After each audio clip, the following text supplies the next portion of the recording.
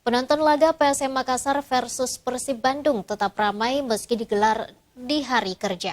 Salah satu supporter PSM bahkan rela datang jauh-jauh dari Jakarta demi untuk menyaksikan langsung duel bertajuk Big Match tersebut.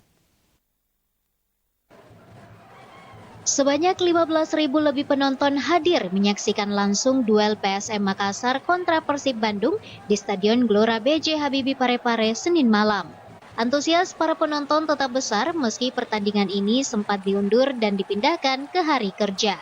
Sejumlah supporter PSM yang berasal dari luar kota tak mau ketinggalan untuk menyaksikan langsung tim kebanggaan mereka berlaga. Uki, salah satu penonton dari kelompok supporter Gue PSM, rela datang jauh-jauh dari Jakarta bersama 9 orang rekannya untuk mendukung langsung PSM melawan Persib Bandung di Parepare. Ia bahkan rela meninggalkan pekerjaannya dan membuat surat izin demi menyaksikan langsung duel pekan ke-7 Liga 1 bertajuk Big Match tersebut.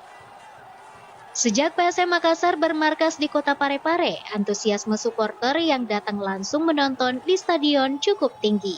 Para pendukung dari berbagai wilayah rela menempuh perjalanan jauh dan menyatu di Stadion Gelora B.J. Habibie sebagai bukti kecintaan mereka terhadap PSM Makassar.